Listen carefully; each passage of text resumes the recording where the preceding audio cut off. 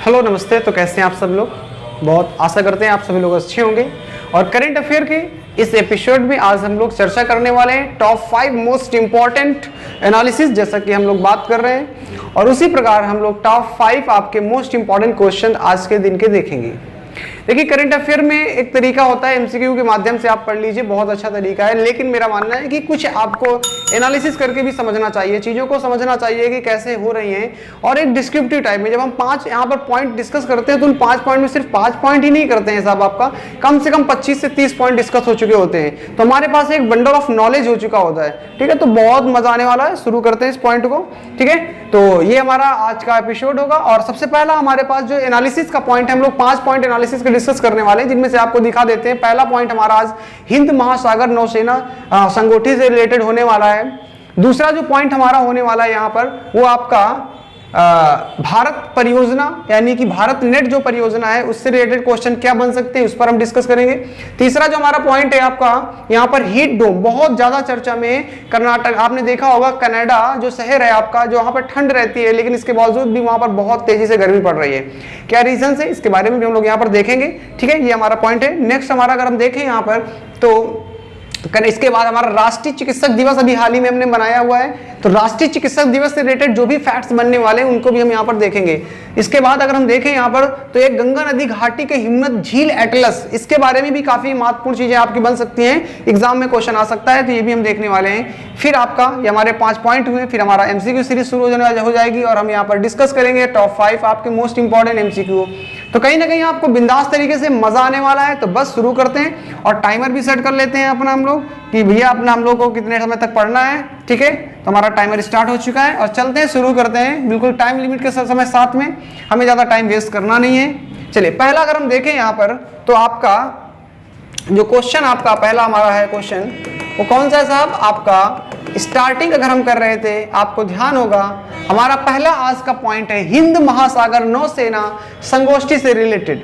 ठीक है, तो क्या है इससे रिलेटेड पहला पॉइंट डिस्कस करते हैं। आइए जरा देखें, अगर हम हिंद महासागर के क्षेत्र के एरिया के जो भी आपके कंट्रीज हैं, ये आपके सारी की सारी कंट्री है। इंडिया आपका हिंद महासागर वाले क्षेत्र में आता है। ये आपका देख रहे हैं यहाँ के यूएई से लेकर के, ओमान से लेकर के आपका ये आपका सऊदी अरेबिया एक कंट्री है, या ऑस्ट्रेलिया है। ये मतलब पूरा का पूरा कवर अप करता हुआ जा रहा है। आपका पाकिस्तान हो जाएगा, आपका इधर आपका ईरान हो जाएगा आपका, so that is a condition, Iraq Iran आपका पूरा ये हमारा पूरा मैप में जा रहा है। तो कहीं ना कहीं ये वाला जो पूरा क्षेत्र है ये हिंद महासागर वाला क्षेत्र कवर अप करता हुआ जा रहा है। तो क्या इससे रिलेटेड फैक्ट्स हैं, इसके बारे में थोड़ा समझते हैं और शुरू करते हैं। पहली कंडीशन, क्यों चर्चा में और क्यों हमें इसके बारे में थोड़ा सा नॉलेज होना चाहिए। कह रहा है क्या इसमें बोला है हिंद महासागर से रिलेटेड, इसमें क्या है, हाल ही में हिंद महासागर नौसेना, मैं कहता हूं कि थोड़ा सा टफ होगा, आपको समझने में दिक्कत हो सकती है, थोड़ा सा हो सकती है, लेकिन देखो पढ़ना है यार, हमें एग्जाम पॉइंट ऑफ व्यू से पढ़ना है। पढ़ने को तो हम क्वेश्चन यहाँ बहुत सिंपल सिंपल डाल देते हैं और आपको समझ में आ जाएंगे, आप कहोगे हाँ मुझे तो आता है करंट अफेयर। फिर जब एग्जाम में आप बैठते हो तो आपसे क्वेश्चन आंसर हिलता भी नहीं है साहब। फिर कहते हो यार जीएस में तो कुछ समझ ही नहीं आया, करंट अफेयर पता नहीं क्या पूछ लिया गया। क्या नहीं पूछ लिया गया, आपने पढ़ा ही नहीं सही तरीके से। जो एग्जाम ओरिएंटेशन का था करंट अफेयर, आपने उसको नहीं देखा। तो हमें समझना होगा एग्जाम पैटर्न के अकॉर्डिंग।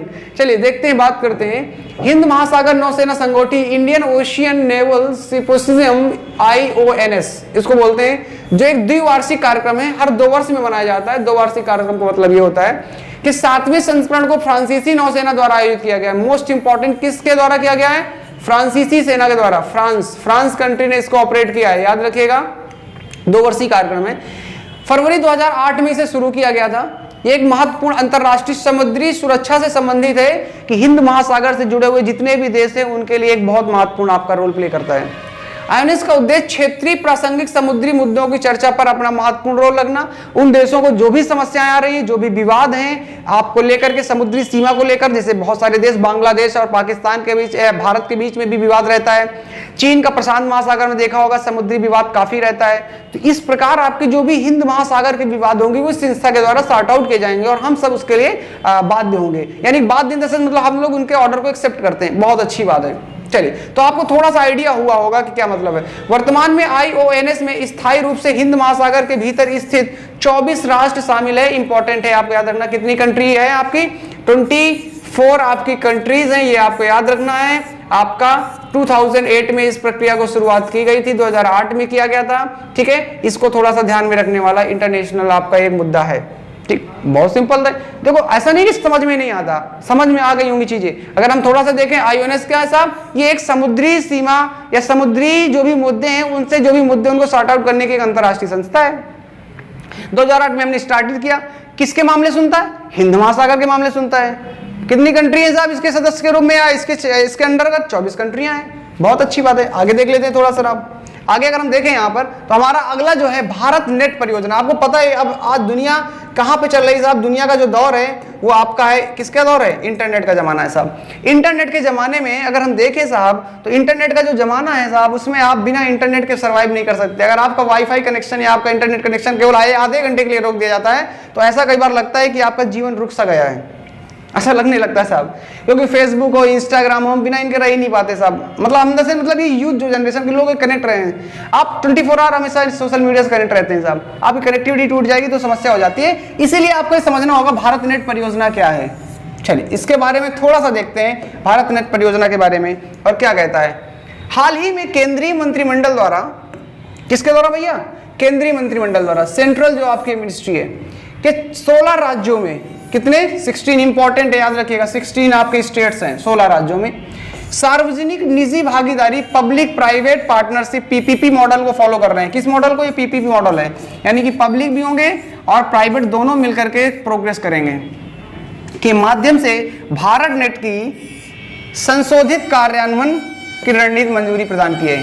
कहने का मतलब ये एक ऐसा प्रोडक्ट है जो पीपीपी मॉडल पे वर्क करेगा। इसका मतलब होता है प्राइवेट पार्टनरशिप, आप प्राइवेट पब्लिक पार्टनरशिप, याद रखिएगा, private public partnership, public partnership.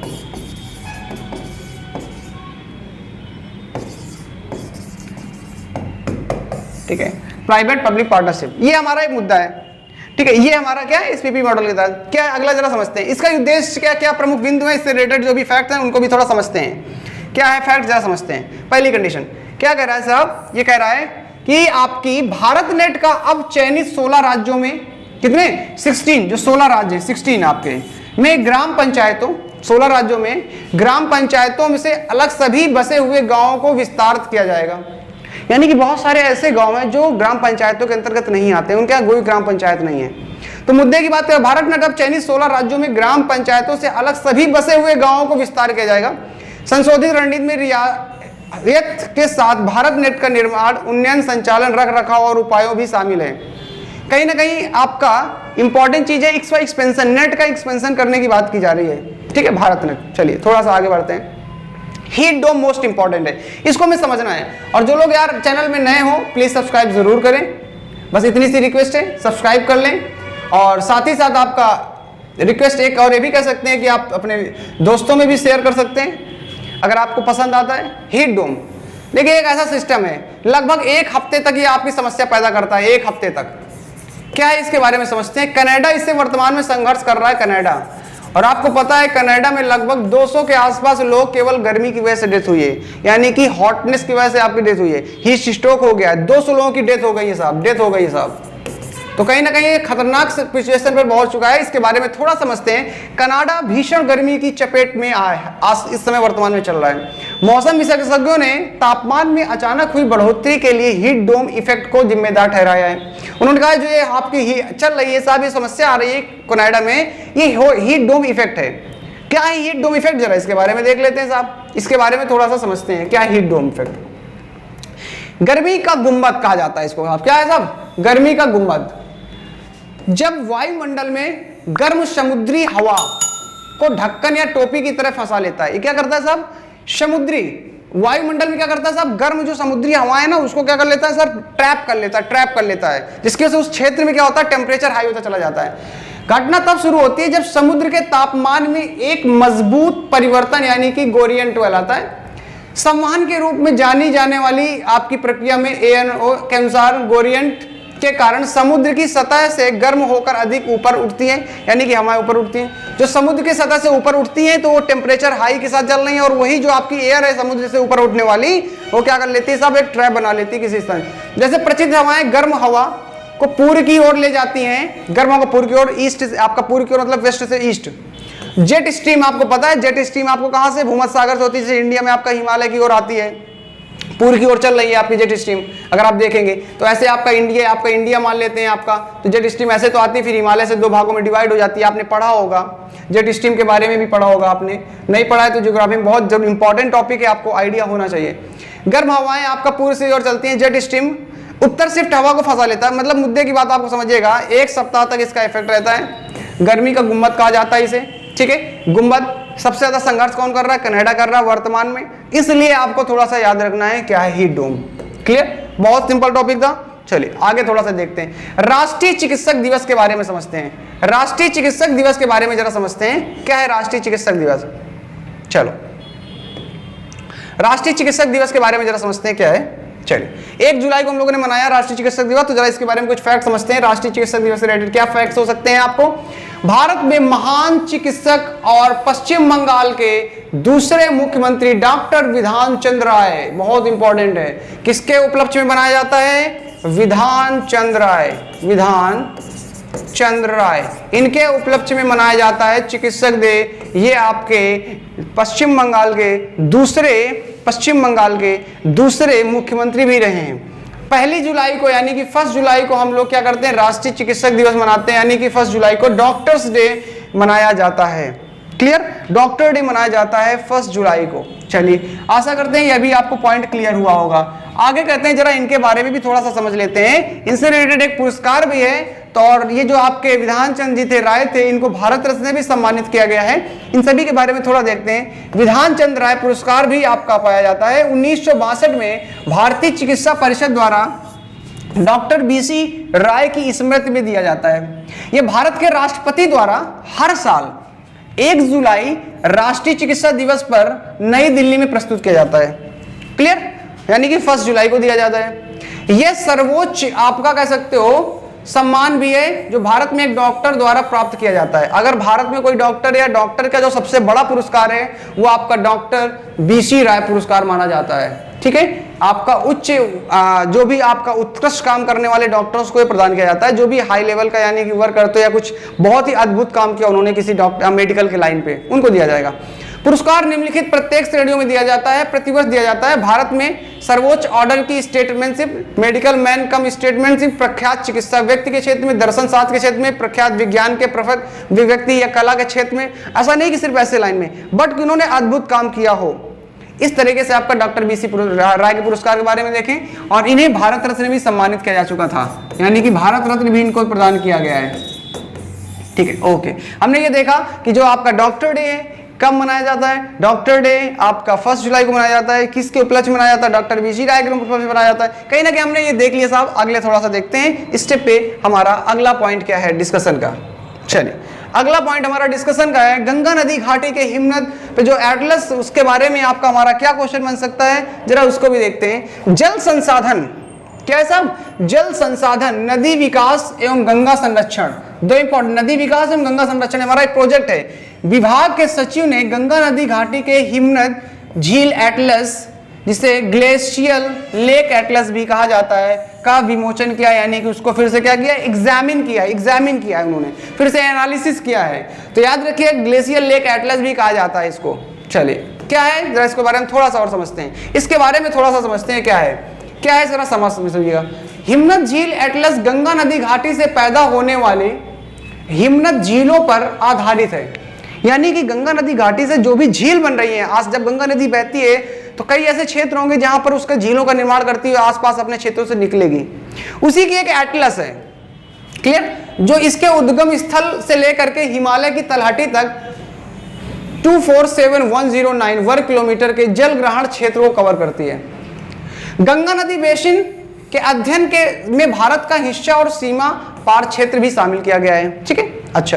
एटलर NRSC, ISRO के भुवन पोर्टल, इंडिया WRIS पोर्टल और जल संसाधन, नदी विकास और गंगा संरक्षण विभाग की आपकी वेबसाइट पे भी उपलब्ध है। तो ये एग्जाम पॉइंट ऑफ व्यू उतना इंपॉर्टेंट नहीं है, लेकिन हमें समझना है हल्का सा, क्योंकि चर्चा में इसको फिर से एग्जामिन किया गया है। महत्वपूर्ण प्रश्न बन सकते हैं। अब ऐसे अगर प्रश्न आ जाएंगे आपने कभी पढ़े नहीं होंगे तो फिर आप एग्जाम में तो नहीं कर सकते हैं। अब आते हैं, चलिए बात करेंगे मोस्ट इंपॉर्टेंट 5 आपके क्वेश्चंस के बारे में और मजा आने वाला है। पहला क्वेश्चन ये आपके सामने बहुत ही बिंदास है। भारत में राष्ट्रीय चार्टर्ड अकाउंटेंट दिवस कब मनाया जाता है? बताइए, भारत में राष्ट्रीय अकाउंटेंट चार्टर्ड दिवस कब मनाया जाता है? 1 जुलाई को मनाया जाता है, 20 जून को मनाया जाता है, 29 जून को मनाया जाता है, 5 जुलाई को मनाया जाता है। कब मनाया जाता है बताइए? आपके सामने टाइम चल ही रहा है, बहुत समय, बट मैं बात कर लेता हूं आपका 1 जुलाई को, यानी कि 1 जुलाई को मनाया जाता है चार्टर्ड अकाउंटेंट दिवस। चार्टर्ड अकाउंटेंट दिवस 1 जुलाई को मनाया जाता है। चलिए थोड़ा सा इनके बारे में देख लेते हैं, चार्टर्ड अकाउंटेंट दिवस के बारे में क्या है। चार्टर्ड अकाउंटेंट दिवस पर प्रधानमंत्री श्री नरेंद्र मोदी ने चार्टर्ड अकाउंटेंट्स को बधाई दी। Institute of chartered accountants of India के बारे में 1 जुलाई को भारत में राष्ट्रीय चार्टर्ड अकाउंटेंट दिवस के रूप में मनाया जाता है। ठीक, बिल्कुल सही बात है। 1 जुलाई 1949 को 1949 institute of chartered accountants of India के गठन का मतलब जश्न मनाया जाता है, या कह सकते हो इस दिन गठन किया गया था, उसी की जश्न में हम हर साल मनाते हैं। ठीक है, institute of chartered accountant of India एक राष्ट्रीय पेशेवर लेखा निकाय है। पहली चीज, इसकी स्थापना 1 जुलाई 1949 को की गई। बिल्कुल दिक्कत नहीं है, कोई दिक्कत नहीं। भारत में चार्टर्ड अकाउंटेंट पेशे को विनियमित करने के लिए चार्टर्ड अकाउंटेंट अधिनियम 1949 के तहत आपका वैधानिक निकाय के रूप में इसको मान्यता प्रदान की गई है। इतनी सी चीज आपको समझ में आना चाहिए। देखिए, हमने कई सारे यहाँ पर फैक्ट देखे, लेकिन प्रधानमंत्री नरेंद्र मोदी ने क्योंकि इसको बधाई भी दी है और इस रूप से भी महत्वपूर्ण जाता है, और ये एक महत्वपूर्ण आपका निकाय है, बॉडी है। निकाय मतलब एक बॉडी, गवर्नमेंट की बॉडी है साहब, जो वर्क करती है साहब, लेखा से रिलेटेड है, अकाउंटेंट से रिलेटेड है। ठीक है, 1 जुलाई को मनाया जाता है। चलिए आगे थोड़ा सा देख लेते हैं साहब। अगला हमारा जो क्वेश्चन है आपका क्या कहता है साहब, निम्नलिखित में से कौन देश का दूसरा सबसे बड़ा राज्य है? ये तो बहुत सिंपल प्रश्न है, ये तो बहुत ही सिंपल प्रश्न पड़ा हुआ है। क्या मध्य प्रदेश है दूसरा सबसे बड़ा राज्य? क्या उत्तर उड़ीसा है? क्या उत्तर प्रदेश है? क्या महाराष्ट्र है? इनमें से कौन सा दूसरा सबसे बड़ा आपका राज्य है, स्टेट है? ये आपसे पूछा जा रहा है। चलिए बताइए, इनमें से कौन सा दूसरा सबसे बड़ा है? मैं इसके बारे में अगर बात करूं तो यहां पर जो सही जवाब है वो आपका मध्य प्रदेश। ए इज अ राइट आंसर, यानी कि मध्य प्रदेश हमारा इसका सही जवाब है। चलिए तो इसके बारे में थोड़ा सा देख लेते हैं, क्यों अक्सर क्वेश्चन बना इसके बारे में। क्वेश्चन बनने का कोई तो कारण होगा। केंद्रीय कृषि मंत्री ने मध्य प्रदेश राज्य के ग्वालियर में राष्ट्रीय बागवानी बोर्ड के नए केंद्र का उद्घाटन किया। अब क्योंकि वहां पर उद्घाटन हुआ है तो क्वेश्चन कुछ भी बन सकता है, हमने लिया इस आधार पर क्वेश्चन है, लेकिन हम थोड़ा सा एनालिसिस करेंगे तो चीजें हमारी समझ में आ जाएंगी। क्या है देखिए जरा सा, तो आपको ये समझ में आया ना कि कृषि मंत्री ने क्या किया है साहब, ग्वालियर में राष्ट्रीय बागवानी का नए केंद्र का उद्घाटन किया। चलिए, देश में हाईटेक वाणिज्यिक बागवानी और कटाई के बाद प्रबंधन बुनियादी ढांचे का विकास एक तरह से कार्य करना, यह महत्वपूर्ण उनका उद्देश्य है। बाकी इसमें बहुत सारी चीजें लिखी हुई हैं महत्वपूर्ण। मध्य प्रदेश अगर हम देखें तो जो देश का दूसरा सबसे बड़ा राज्य है, पिछले कुछ वर्षों से तेजी से बागवानी क्षेत्र में विविधता ला रहा है आपका मध्य प्रदेश में। इंदौर अभी आपका चर्चा में था, आपको पता है इंदौर में आपका, तो इंदौर अभी हमने कल के एमसीक्यू में भी देखा था हमने, साथ ही साथ इंदौर को पहला स्वच्छ शहर का दर्जा दिया गया है। देश में सब्जियों का तीसरा सबसे बड़ा उत्पादक माना जाता है आपका मध्य प्रदेश। फलों के मामले में 5वां सबसे बड़ा उत्पादक है, ये भी आप पॉइंट हाईलाइट कर सकते हैं थोड़ा सा। सब्जियों के मामले में तीसरा और फलों के मामले में 5वां। क्लियर? आशा करते हैं ये पॉइंट भी आपको समझ में आया होगा। बहुत ही सिंपल था लेकिन मजेदार था। अगला क्वेश्चन हमारे सामने आ रहा है और ये क्यों चर्चा में आया है। देखिए आपको लगेगा ये तो यार ये क्या पढ़ा रहे हो, ये तो करंट में है ही नहीं साहब। ऐसे ही तो करंट बनती है, करंट कुछ नया नहीं है, लेकिन आपको ये समझना है कि करंट के क्वेश्चन आते कैसे हैं। जो चर्चा में होता है उसी के आधार पर आपकी पॉलिटी डिपेंड करती है, करंट के आधार पर आपकी हिस्ट्री डिपेंड करती है, करंट के आधार पर आपकी ज्योग्राफी डिपेंड करती है। किसी देश में कोई घटना हुई, फॉर एग्जांपल इजराइल में कोई घटना हुई, तो अब इजराइल महत्वपूर्ण हो जाता है ज्योग्राफी यानी कि भूगोल के नजरिए से।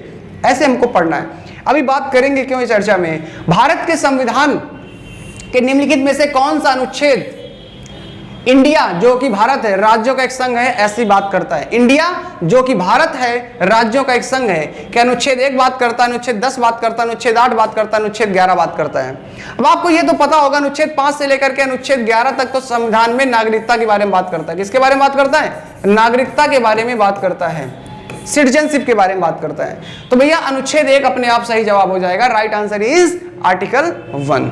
अच्छा, भैया इसका चर्चा में क्यों, जरा इसको थोड़ा सा समझते हैं। तमिलनाडु में हालांकि इस महीने की शुरुआत में नई जो आपकी सरकार वहां पे बनी हुई है, उस सरकार में आपकी नई जो द्रुमुक आपकी गवर्नमेंट है, कौन सी सरकार? द्रुमुक गवर्नमेंट।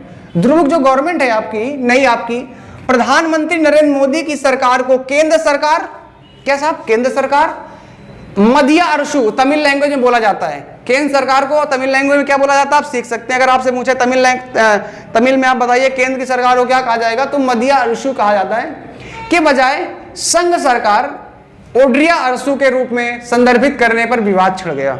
इन्होंने ऐसा शब्द प्रयोग कर लिया। अब आम बोलचाल की जो भाषा है भारत में, केंद्र सरकार का मतलब होता है संघ सरकार, शब्दों का परस्पर उपयोग किया जाता है। हालांकि भारत के संविधान का अनुच्छेद 1 जो कहता है इंडिया जो कि भारत राज्यों का संघ है, राज्यों का संघ है, संघ सरकार नहीं है आपका। इंडिया यानी कि जो भारत राज्यों का संघ, भारत की संवैधानिक जो प्रणाली विद्वानों ने इसे मूल रूप से संघीय के रूप में कहा है और एकात्मक विशेषताएं के साथ दिया गया है। एकात्मक विशेषताओं के साथ साथ में दिया गया। डी बसु की आपकी बुक चलती है, आपने देखा होगा, पॉलिटी की बहुत फेमस बुक है। एकात्मक व्यवस्था तब आती है जब कोई डिजास्टर होता है, तब वो एकात्मक रूप ले लेता है। जैसे नेशनल इमरजेंसी लगा दी जाए, राष्ट्रीय आपातकाल, तो देश में एकात्मक व्यवस्था आ जाएगी। 1948 में संविधान का मसौदा प्रस्तुत करते समय आपकी जो मसौदा समिति के अध्यक्ष डॉक्टर बी आर अम्बेडकर ने कहा था कि समिति ने शब्द संघ का इस्तेमाल किया था क्योंकि भारतीय संघ इकाइयों के एक समझौते का परिणाम नहीं था और घटक इकाइयों के संघ से अलग होने की कोई स्वतंत्रता नहीं थी। कहने का मतलब क्या है जरा समझिएगा। जैसे अमेरिका है, अमेरिका क्या है, 50 आपके वहां पे राज्य हैं, 50 राज्य हैं, ठीक है। अब 50 वहां पे जो राज्य हैं, उन राज्यों का क्या है, आपस में एक समझौता है और समझौते के बाद इसीलिए वो फेडरल है। फेडरल क्या है, राज्य और केंद्र के बीच में क्या है, समझौता है। लेकिन इंडिया में ऐसा नहीं है, इसलिए इन फ्यूचर अगर राज्य चाहे अलग हो जाए तो नहीं हो सकते हैं। That is a condition. आशा करते हैं कुछ डिस्कशन है आपको थोड़ा सा समझ में आया होगा इससे रिलेटेड भी। चलिए अगले प्रश्न की ओर बढ़ते हैं। राष्ट्रीय आपदा प्रबंधन प्राधिकरण NDMA पिछले 2 सालों से कोरोना संघर्ष में चल रहा है देश के लिए। तो आपको पता होना चाहिए कि जिसे हमने कहा कि आप ये बताओ कि यार प्रधानमंत्री ने लॉकडाउन लगा दिया पूरे देश में। अब पूरे देश में लॉकडाउन लगाया किस अधिकार के तहत, कौन देता अधिकार देना, राज्य की प्रधानमंत्री डिक्लेयर करेगा, कुछ तो होगा ना संवैधानिक तौर पे। जी हाँ, कुछ तो लिखा है, उसी के बारे में बात करते हैं, जरा समझते हैं क्या कह रहा है सब। जरा समझते हैं इसको थोड़ा सा।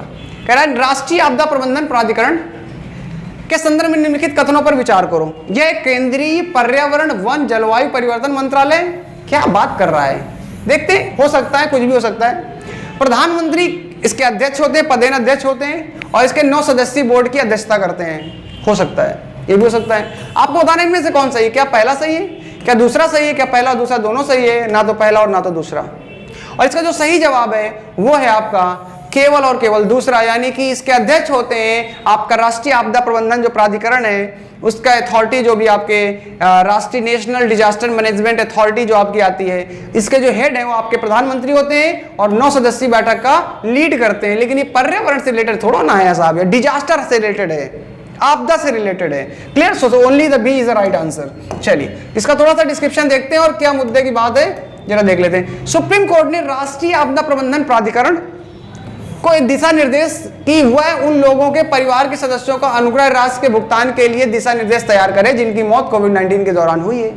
अभी सुप्रीम कोर्ट ने किसी ने हलफनामा लगाया कि साहब जो लोग कोविड-19 से खत्म हुए उनको 4-4 लाख रुपए का भुगतान दिया जाए उनके फैमिली मेंबर्स को। सरकार कह रही है कि हमारे पास इतना पैसा नहीं कि हम दे सकें। सुप्रीम कोर्ट में मामला गया। सुप्रीम कोर्ट में जब मामला गया तो सुप्रीम कोर्ट ने पूछा गया सरकार से, सरकार ने कहा कि साहब हमारे पास नहीं है। तो सर सुप्रीम कोर्ट ने कहा कि आप दिशा निर्देश गाइडलाइंस बनाइए कि साहब जो लोग मरे हैं उनके लिए आपके पास क्या क्या उपाय हैं और क्या क्या करने वाले हैं आप। अच्छा स्टेप है, देखते हैं क्या होता है। इसने NDMA के 6 सप्ताह के भीतर अनुग्रह राशि का पता लगाने का भी दिशा निर्देश दिया है। संक्रमण के कारण मरने वाले परिवारों के सदस्यों को दी जाने वाली राशि के बारे में बात की गई है।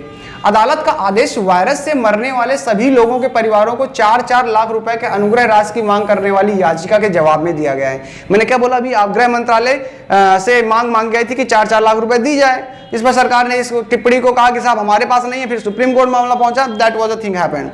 प्राथमिक उद्देश्य प्राकृतिक या मानव निर्मित आपदाओं की प्रतिक्रिया का समन्वय करना, आपदा से निपटने और संकट प्रतिक्रिया से क्षमता का निर्माण करना, ये इसका उद्देश्य होता है। आपका जो आपदा प्रबंधन अधिनियम आपका है या प्राधिकरण है आपका, तो कहीं ना कहीं आपको ये पॉइंट भी समझ में आया, चर्चा में क्यों था, इसलिए आपको पता होना चाहिए लीड कौन करता है, हेड कौन होता है, पीएम होता है। और यही कारण है इस प्राधिकरण के तहत ये व्यवस्था दी गई है, 2006 में आपका लागू हुआ था ये आपका आपदा प्रबंधन प्राधिकरण। इसमें ये व्यवस्था दी गई कि अगर कभी भी देश में कोई भी राष्ट्रीय आपदा आती है तो इसका जो अध्यक्ष होगा आपका प्रधानमंत्री होगा, और वो किसी प्रकार की स्थितियों को मैनेजमेंट को प्रयोग कर सकता है। और उसी का एक प्रावधान था कि हमने लॉकडाउन वैसी प्रक्रिया को अपनाया और इसीलिए प्रधानमंत्री ने इसका आदेश जारी किया। ये पॉइंट आपको क्लियर हुआ होगा। और आज का आखिरी प्रश्न आपके लिए है, आपको करना है, आपको घर में करना है, आपका होमवर्क है, आप कमेंट सेक्शन में इसका आंसर दे सकते हैं, बताइएगा, देखेंगे किसका सही जवाब आपका आ रहा है। चलिए थोड़ा सा देख लेते हैं साहब, क्या कह रहा है साहब। माइक्रो एटीएम बहुत चर्चा में आजकल, माइक्रो कोरोना टाइम पीरियड से तो माइक्रो एटीएम, जैसे अब आपको एटीएम लाइन में कैसे जाए या एटीएम में पैसा कैसे निकाले जिनको चाहिए साहब, तो माइक्रो एटीएम के संदर्भ में निम्नलिखित कथनों पर विचार करें। क्या है micro ATM card? Swipe machine है जिसके माध्यम से बैंक अपने कोर बैंकिंग सिस्टम से दूर से जुड़ सकते हैं। ये वे पॉइंट ऑफ सेल टर्मिनल के समान है और एक डोर स्टेप मोबाइल बैंकिंग, यानी कि एक डोर स्टेप आपके घर के दरवाजे के सामने मोबाइल बैंकिंग व्यवस्था सह मोबाइल एटीएम डिवाइस है। ऊपर दिए गए इसमें कौन सही है? क्या ये सही है, ये सही है, दोनों सही है, इनमें से कोई नहीं सही है? आपको बताना पहला सही, दूसरा सही, पहला दूसरा दोनों सही है, या ना तो पहला ना तो दूसरा। आपके सामने क्वेश्चन है, आप इसको पढ़ सकते हैं, दोबारा पढ़ सकते हैं और कमेंट सेक्शन में अपने विचार जरूर बताइएगा। ठीक है, आपको कुछ यहाँ पर प्रयास किया गया। इसके साथ ही साथ हम बहुत ही जल्दी इस पर काफी चीजों का इंप्रूवमेंट करने वाले हैं। देखिए आपको कंडीशन मैं आपको बता देता हूँ। पहली कंडीशन अगर हम देखें यहाँ पर, तो हमारा एक करंट अफेयर का वीडियो, डेली करंट अफेयर का वीडियो आपको मिलेगा। इसमें हम बहुत सारी चीजें भी और अपग्रेड करने वाले हैं और इसको एडवांस बनाने वाले हैं समय के साथ में। दूसरी कंडीशन यहाँ पर हम चर्चा इस बात की भी करने वाले हैं साहब कि डेली जो करंट अफेयर में तुरंत घटनाएं होती हैं उनके शॉर्ट वीडियो भी 4 से 5 मिनट के आपको मिलने वाले हैं। बहुत ही जल्दी मिलेंगे आपको 4 से 5 मिनट के वीडियो जो होंगे उस पर अपडेट आपको मिलता रहेगा। किसी विशेष मुद्दे पर आपका एक वीडियो ऐसा भी होगा, किसी विशेष मुद्दे पे जैसे आपका कोई भी घटना होगा उस पर एनालिसिस करके हम वहां पर आपको वीडियो मिले भी हैं। कई सारे वीडियो पड़े हैं इंटरनेशनल रिलेटेड से लेकर के, और साथ ही साथ आपका मैप हो, मैपिंग को लेकर के बात करें, आपकी ज्योग्राफी की, पॉलिटी की, हिस्ट्री की, इन सभी की सीरीज भी हम समय के साथ शुरू करने वाले हैं सारी चीज़ों की। तो बस आप में से जो लोग भी आपके जुड़े हुए हैं जुड़े रहिए, बहुत मजा आने वाला है। और आपकी तैयारी भी करेंगे, चाहे वो पेट की तैयारी कर रहे हो, चाहे आप यूपीएसआई की तैयारी कर रहे हो, किसी भी चीज़ की तैयारी कर रहे हो, सबके लिए फायदेमंद होने वाली चीज़ें हैं आपकी। ठीक है ना, डिफेंस पर्पस के लिए भी सीडीएस की तैयारी कर रहे हो, चाहे आप एनडीए की तैयारी कर रहे हो, हर चीज़ में आपका काम आने वाला है और सब में मजा आने वाला है। तो बस आप चैनल पे जुड़े रहिए, अपने दोस्तों में भी शेयर करिए जितना हो सकता है। मिलते हैं नए टॉपिक के साथ में, तब तक के लिए अपना ख्याल रखिएगा। जय हिंद, जय भारत।